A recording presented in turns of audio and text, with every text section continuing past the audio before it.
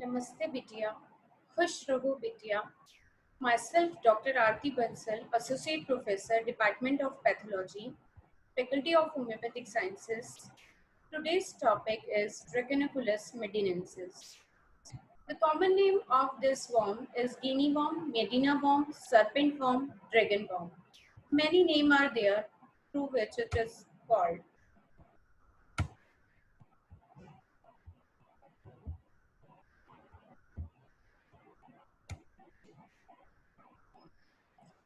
Definitive host of this worm is human and the intermediate host is cockroach. It is transmitted through the contaminated water. Cockroach is in the adult worm, in adult female, at the interior end of the female, see at one there is a cuticular plate. Below that there is a esophagus, then there is a glandular esophagus and nerve ring is there. In the uterus of the female, there is a larva inside this uterus. This larva is remain into the cyclo, the intermediate host. You can see the picture of the larva also. At the posterior end of the male, there is a spicules. You can see the spicules and gubernaculum where the sperm lies.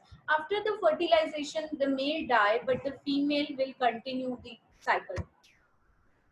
It is one of the largest nematode known. Adult female have been recorded up to 800 long. Few males known do not exceed 40 millimeter.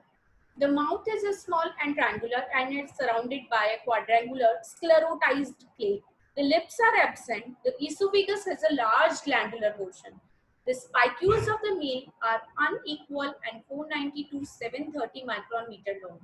The gubernaculum ranges from the 115 to 130 micron meter long. See, there is a two pictures A and B.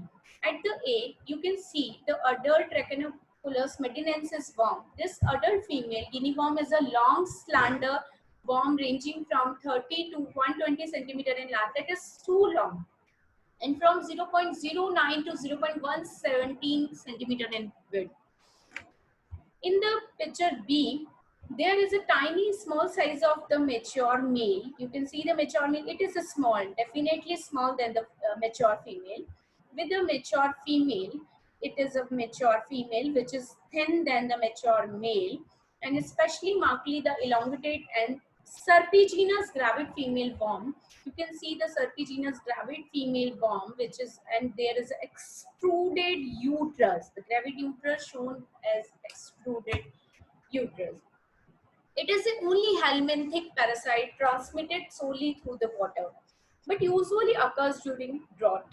Everyone is forced to drink from the same stagnant water supply or pay for while. Three conditions is to be met before the Dracunculus medinensis can complete its life cycle. First, the skin of an infected individual must come in contact with water. The water must contain the appropriate species of the microcrustacean. The water must be used for drinking. Believe the parasite feed on blood due to the gut often being filled with dark brown gut material. Now see, there is a life cycle. At the picture 1, you can see the human drink unfiltered water containing copepods with larva 3.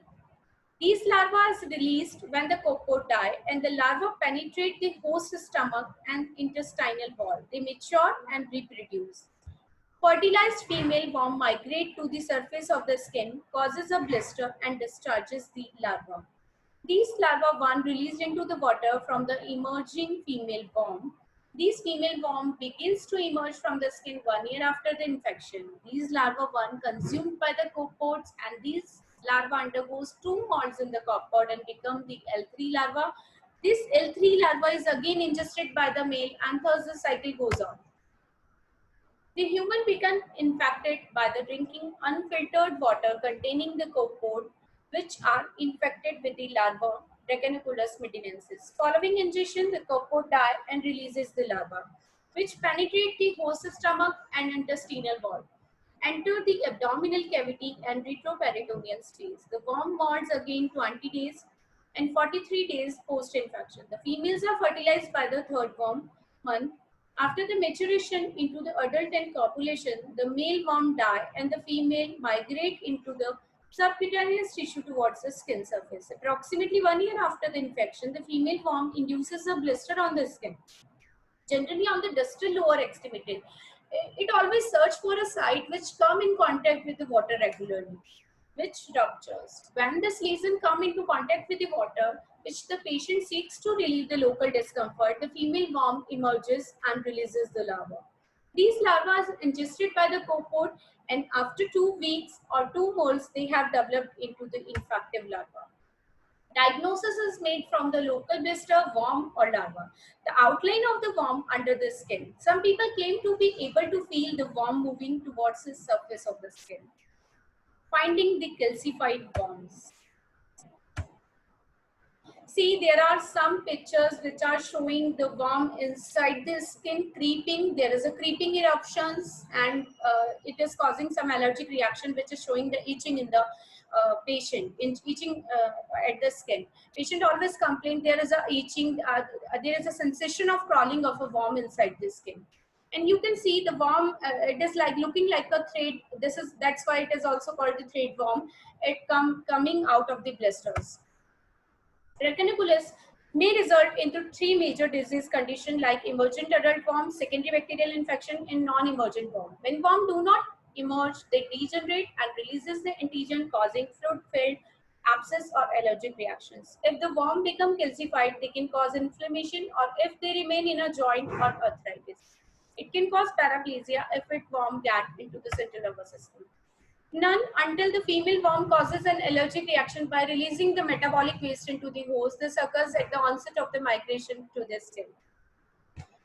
In the clinical sign and symptom, there is a rash, nausea, vomiting, diarrhea, dizziness, and edema is there. There is a reddish purple blister, local itching, which is causing intense burning. Blister rupture become abscess, which is very painful. There can be a secondary infection of the opening possible. Retreating the worm can draw the bacteria under skin as well. There may be later symptoms like fibrosis of the skin, muscle, tendon, joint, may interfere with the locomotor and use of the limb. See, there is a node which is converting into the blister. See, there are some pictures showing adult in the joint at the cusp section and the calcified lesion in the soft tissue. There is again a worm. In the blisters, you can see the adult worm which is coming out through the blister. Don't try to pull this thread. If you will try to pull it, this will break inside the skin. The worm remains inside the skin. So try to roll it on the hard surface so that it will come day by day out. What is the treatment? Drug therapy, metronidazole to help prevent bacterial infection, anti-inflammatory. Treatment include the extraction of the adult worm by rolling it few centimeters per day. Usually take week and month depending on how long the worm is. Exposing area to cold water help removing the worm faster, preferably by multiple surgical incision under local anesthesia, and infection does not make any person immune. What is the control? Last but not the least, filter, boil and treat the water with the chlorine to kill the intermediate host. Finally, mashed cloth, better still, filter made from the 0.15 nylon mesh is all that is needed to filter out the copepodt from the drinking water. Avoid bathing and wading in the drinking water. And village-based volunteers demonstrating the use of cloth filter on a clay pot to filter the drinking water. Thank you so much. Bye-bye. I hope you understand this video. If you have any queries, please comment me on the comment box. I will try to resolve it. Thank you so much. Bye-bye.